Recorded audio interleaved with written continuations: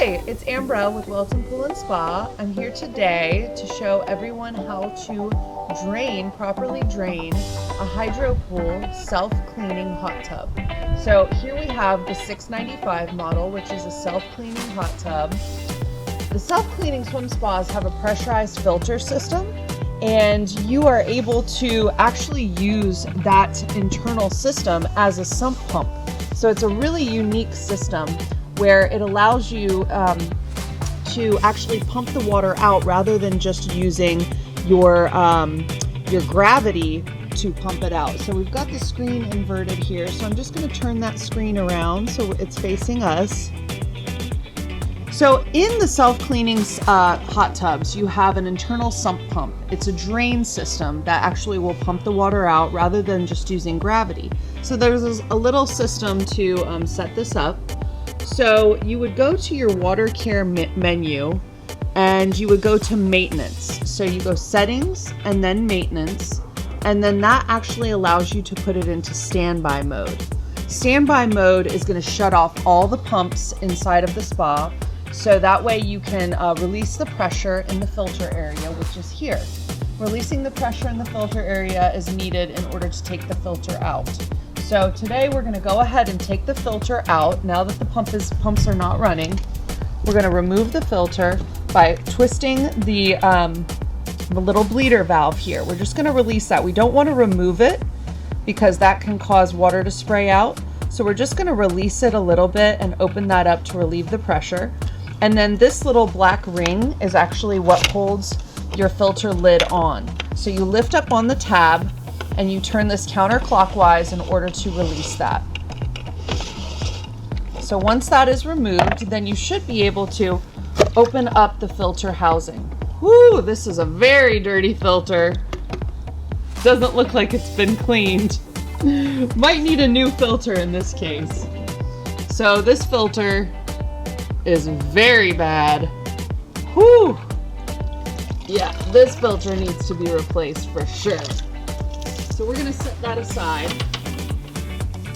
And now that the filter has been removed, we can put the filter lid back on. And what we're gonna do now is we're gonna put the ring back on because we need this closed in order to set up the draining. But it's a good idea to go ahead and remove the filter before you set up for the draining. So in order to use the internal sump pump system, you have to get inside of the cabinet.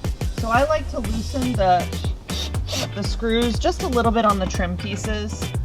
You don't have to remove the top screw, just remove the other two screws. Leave the top screw loose, and that way it's easier to put the trim back on properly. Make sure you set your screws aside so you don't lose them. And I might loosen up this top screw just a little bit more so that we can get that kind of out a little bit. Oops. Well, it looks like I might have to remove this one in order. There we go. Okay. So now that my trim piece has been removed, I'm going to loosen this trim piece. So now that we have our trim pieces on the sides removed, we can release the cabinet. The cabinets on Hydropool self-cleaning spas are magnetized, so you just have to give it a nice little pull. They are pretty strong magnets, and we can release those from the inside. See, here's the magnets here along the inside, so that holds that really nicely up. Then we have some lights here on the outside, so these lights can be removed in order for us to set the cabinet aside. So here's the plugs to those, and we can just unplug those here and here. It's always a good idea to make a note of wherever things were plugged into so you don't lose track of where they went. And then we can set our cabinet aside.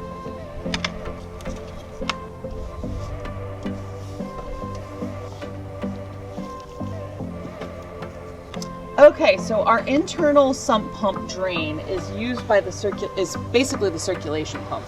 So what we have to do here is we have to connect our water hose to the drain line that comes from the circulation pump. So this is our heater here and the main control pack. And from the heater, it goes into the circulation pump, which pumps the water back into the spa. This circulation pump is going to be our sump pump. So we have to remove the cap from the end of this drain line, connect our water hose, and then we'll just run that out to the street or the sewer or wherever is a safe place for that to drain out to. So once we connect our water hose, the next thing we need to do is close the line that goes from our circulation pump back into the spa. So rather than pumping water back through into the spa, the circulation pump is actually going to pump the water out of this drain line and out of our hose and out of our spa. So this right here is called a slice valve. This slice valve has to be closed in order for the water to not go back into the spa. So you remove the little clips here and you push down on the slice valve and lock that into place with the little tabs by turning it and lining it up into the little tabs here. So now our slice valve is closed, our water hose is connected to the drain line, and the circulation pump is ready to pump out the water into out of the spa. The final step that we have to take before we're ready to hit drain on the spa is to plug up our skimmer basket. So the skimmer basket is over here. Take off my jacket.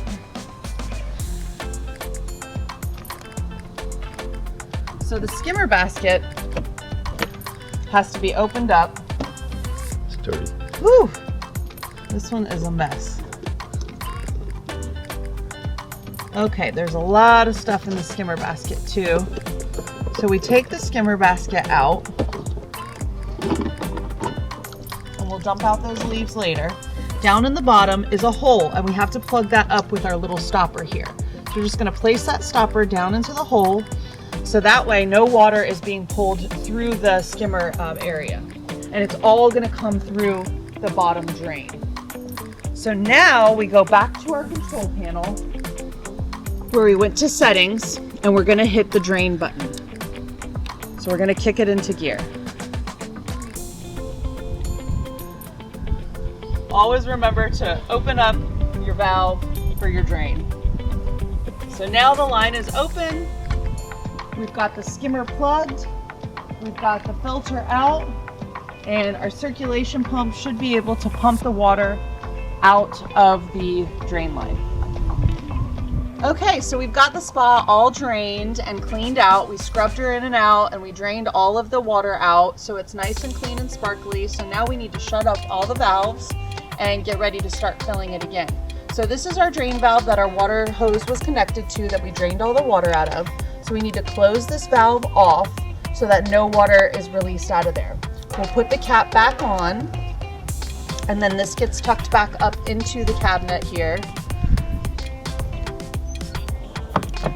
So we'll tuck this back into the cabinet, strap it into its little strap there. And then very important that we open back up the valve here that's coming from the circulation pump to allow the water to go back into the spa. When it's down, it's closed, so we need to turn it and lift it so that it's open.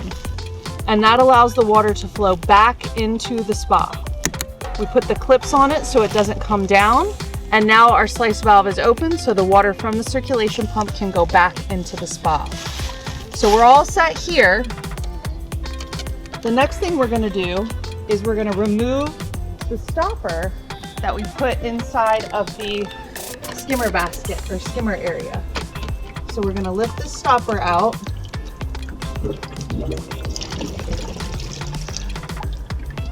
And we're going to return our skimmer basket, which is right over here.